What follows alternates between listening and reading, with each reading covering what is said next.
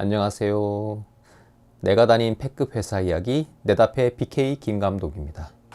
자, 오늘 들려드릴 이야기는 저번 시간에 이어서 제가 다녔던 패급 회사의 얘기를 들려드리려고 합니다. 패스트5라는 공유 사무실에서 스타트업으로서 스포츠 관련된 일을 하는 회사고요. 저는 개인적으로 이 회사가 정말 잘 됐었으면 했어요. 왜냐하면 일하는 게 너무 재밌었거든요. 시청자분들께서는 그런 적이 있으신가요? 회사 가는 게 설레었던 거. 제가 그랬습니다. 오늘 회사 가서 어떤 영상을 만들까? 어떤 일을 할까? 어떤 도전을 한번 해볼까? 이런 생각이 들 정도로 굉장히 설레게 회사를 다녔었고 재미있게 다녔었습니다. 아쉽게도 회사가 폐업을 하면서 제가 그만두게 된 회사였는데, 이 회사가 6인 미만의 스타트업 회사였는데 영상팀 자체는 제가 처음이었어요. 그래서 모든 걸, 시작부터 모든 걸 제가 스스로 만들어 가야 되고, 체계든지 뭐든지 뭐 규칙이라든지 이런 걸 전부 제가 처음으로 만들어 가야 되는 그런 회사였습니다. 저는 그게 참 재미있었어요. 제가 만든 규칙과 제가 만든 규율과 뭐 이런 법칙들로 인해서 하나하나 쌓여갈 때 그 쾌감, 희열 이런 게 참 재미있었던 것 같아요. 반대로 그런 규정이나 규칙이 어설프게 되어 있는 회사를 들어가면 정말 들어가자마자 똥 치우기 바쁘거든요. 그런 면에 있어서는 그런 도전 정신을 많이 가지고 있는 분들이라면 그런 스타트업이 정말 좋은 저는 기회라고 생각을 합니다. 이 회사는 두 분의 대표님이 계셨는데요. 첫 번째 대표님은 약간 사기꾼처럼 생겼어요. 그리고 허세도 되게 심하시고, 하지만 가지고 계신 성향 자체는 되게 착했던 그런 대표님 같았어요. 대신에 이분이 이제 투자를 하신 이제 대표님이신 거고, 나머지 한 대표님은 그 대표님과는 완전 반대로 너무나 선한 얼굴을 가지신 대표님이셨고, 투자가 아니라 본인이 어떤 하고 싶은 그런 일, 아이디어를 가지고 대표님이 되신 분이었던 거죠. 그래서 한 분은 이런 일을 했으면 좋겠다라는 대표님이었고, 한 분은 내가 투자를 해줄게 라고 하시는 대표님, 이렇게 두 분의 대표님이 계셨어요. 제가 일이 재밌었다고 하는 이유 중 그 하나가 사기꾼처럼 보인다는 허세 대표님, 자, 허세 대표님이라고 할게요. 그 허세 대표님의 리액션이 굉장히 좋았습니다. 예를 들면은 제가 어떤 영상을 만들어서 보여드리잖아요. 그러면 이런 식으로 이제 하시는 거죠. 김 감독이 본 영상을 보자마자 내 심장이 끌어올랐어. 이런 식으로 이제 리액션을 해주시는 그런 분이셨어요. 그래서 왜 칭찬은 고래도 이제 춤추게 한다고 그러잖아요. 그래서 저는 되게 기분도 좋았고, 그 말 한마디로 인해서 더 열심히 일을 할 수 있었던 그런 회사였던 것 같아요. 이제 재미있게 일을 하다가 종로식이라고 하죠. 연말에 이제 12월 31일 날 우리 내년에도 파이팅 하자, 그렇게 잘 지나갔습니다. 그런데 한 2월 달인가 3월 달쯤에 갑자기 더 이상 돈이 없다, 폐업을 선언해버립니다. 하루아침에 직장을 잃은 백수가 돼버린 거죠. 저는 그때가 아마 6개월이 채 안 됐었을 거예요. 한 4개월, 5개월 정도 다녔을 때 같아요. 근데 뭐 그럴 수 있죠. 그죠? 뭐 투자가 다 안 됐거나 어떤 일로 인해서 이제 폐업을 할 수가 있는 거죠. 문제는 여기서 일어나게 됩니다. 그 회사가 폐업을 하고 제가 다른 직장을 들어가기 전에 그 사이 공백 기간이 있잖아요. 그때 의료보험공단에서 연락이 옵니다. 의료보험비가 밀렸다고 연락이 온 거죠. 그래서 전화를 합니다. 의료보험비가 밀렸다고요? 저는 밀린 적이 없는데요. 회사에서도 다 이게 공제돼서 다 월급에 들어왔고, 그러니까 아니래요.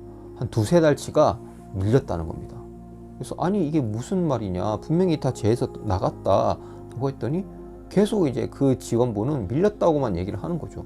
그래서 이제 회계를 담당하신 분한테 연락을 드렸더니 이쪽 회사에서 냈다라고 구라를 치고 월급은 그만큼만 주고 실제로는 그 4대 보험에 다 금액이 나가지 않았던 거죠.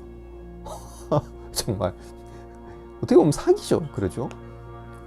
그래서 이제 전화를 하게 됩니다. 왜 이랬냐. 그러니까 뭐 변명할 건덕지가 없죠. 근데 그거는 저한테만 넣어준다고 해결되는 게 아니라 그 모든 사람들한테 다 넣어줘야 이게 해결이 되는 문제라고 해요. 그리고 그 대표님 역시도 그 대표님의 이름을 걸고 다른 사업을 하려고 하면 이 모든 사람들의 그 보험이죠, 의료보험을 다 내줘야 다시 그 본인의 이름으로 사업을 할 수 있다고 그러더라고요. 그래서 아 그러냐, 일단은 뭐 어쩔 수가 없잖아요. 뭐 돈이 없다고 하니까 제가 뭐 할 수 있는 게 없었습니다. 그런데 연말정산 같은 걸 이제 또 받아야 되는 시기가 왔었는데 그것도 안 주는 겁니다. 전화를 했죠. 왜 안 주냐. 근데 그 뒤로 이제 전화를 안 받기 시작하더라고요. 그래서 제가 신고를 하게 됩니다. 노동청에 찾아가고 그리고 이제 통화를 하고 며칠 뒤에 그거는 이제 받게 됐어요. 하지만 4대 보험에 관련된 거는 여전히 못 받은 상태였죠. 그거는 이제 그대로 넘어가서 제가 다른 직장에 취직을 하고 한 8개월 정도 또 흘렀을 때 또 연락이 옵니다. 자, 누구한테 연락이 왔냐? 정말 선하게 생기신 대표님 있잖아요. 그분한테 연락이 옵니다. 그 회사의 명맥을 이어서 이제 같은 이름으로 다른 사업체를 하나 차렸는데 영상 감독으로 오라고 딜을 오게 됩니다. 네. 자, 네, 처음에 제가 허세 대표님은 되게 리액션이 좋다고 말씀드렸잖아요. 근데 그분은 허세가 있고 사기꾼처럼 생겼어도 그렇게 사기꾼은 아니었어요. 그냥 정말 허세 있고 어떻게 보면은 약간 대표로서의 가지고 있는 그 포부라고 해야 되나요? 이런 것들이 조금 지나쳤을 뿐이지 그 사람이 사기꾼이다 이런 건 없었거든요. 그런데 이 선한 대표님은 그 선한 얼굴로 사기를 치고 다니는 약간 그런 캐릭터였어요.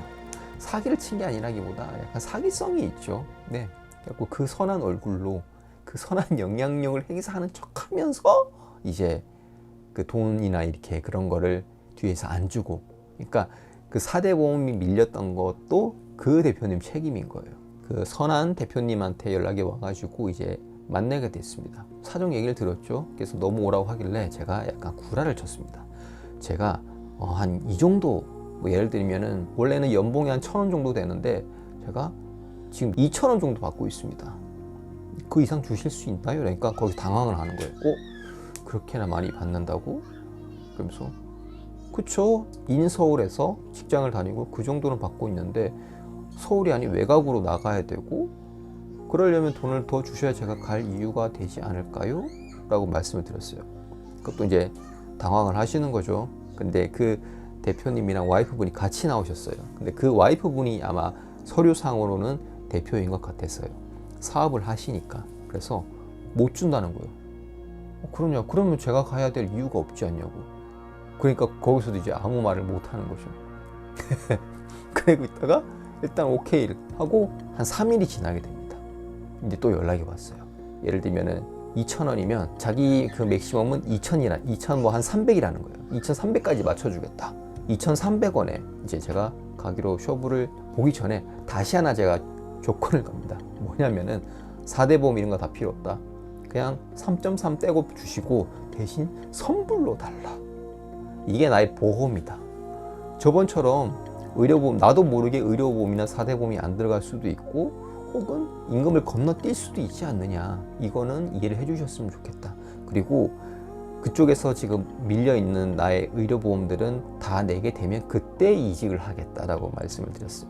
저는 충분히 그럴 수 있는 입장인 거잖아요. 제가 스카웃을 당해서 가야 되는 입장이니까. 그러니까 또 그 대표님이 한숨을 쉬더니 일단은 생각을 해보겠다. 다만 의료보험은 지금 당장 해결은 안 된다. 왜냐하면 그 금액이 상당한, 이제 저 혼자가 아니라 그 사람들과 임원들의 전부 다 의료보험이나 이런 것들 다 내기에는 굉장히 금액이 크기 때문에 지금 조금씩 갚아 나가고 있는 중이다. 그러니 이 부분은 정상 참작을 해달라. 지금도 계속 갖고 있으니 아마 내가 이직을 하고 다니고 있을 때쯤이면은 점점 변제해 나가가지고 어느 순간에는 다 그게 없어질 거니 그거는 걱정하지 말라. 대신 선불로는 주겠다. 이렇게 된 거죠. 그래서 지금 다니고 있는 회사에다가 얘기를 합니다. 대표님, 제가 이전에 다니는 직장에서 스카웃이 들어왔습니다. 지금 제가 이제 1,000원 받고 있잖아요. 근데 그 회사에서 2,300원을 준답니다. 이렇게 얘기를 합니다. 그러니까 그 대표님, 이제 지금 대표님이죠. 지금 대표님이 너무 많이 주네? 이러면서 일단은 생각을 해보겠다고 합니다. 그래서 저는 그게 아니면은 퇴사를 하고 옮기겠습니다. 라고 얘기를 하죠. 그리고 이제 우리 착하게 생긴 대표님한테 일단은 가겠다고 말을 합니다. 그리고 나서 퇴사를 하려면은 어느 정도의 또 기간이 필요하니까 그 시간에 다시 이제 지금 현 대표한테 연락이 옵니다. 네가 받는다는 그 연봉 내가 2,300원까지는 아니더라도 2,000원까지 내가 보장을 해줄게. 대신 우리 회사에 남아라. 아, 제가 여기서 엄청나게 흔들립니다. 왜냐하면 출근 시간이 여기서는 지금 제가 있는 집에서 지금 회사에서는 한 40분이면 갔는데 착한 그 스포츠 회사 대표님의 있는 회사는 분당이었거든요. 가는 데만 거의 1시간이 넘게 걸리는 거예요. 그리고 그래봐야 또 돈은 얼마 차이도 안 나고, 그리고 그 지옥철을 타고 가야 된다는 그게 엄청나게 부담이었습니다. 그래가지고 제가 이제 말씀을 드리죠. 지금 대표님께서 연봉 인상을 해주신답니다. 그래서 저는 죄송하지만 안전한 것을 택하겠습니다. 못 가겠습니다. 이렇게 이제 사건이 마무리가 됩니다. 그리고 나서도 거의 한 6개월? 뭐 1년씩 이렇게 그쪽에서도 이제 영상 감독을 새로 뽑았겠죠. 근데 그 어떤 감독이 나갈 때마다 저한테 전화가 왔어요. 같이 하자고. 네.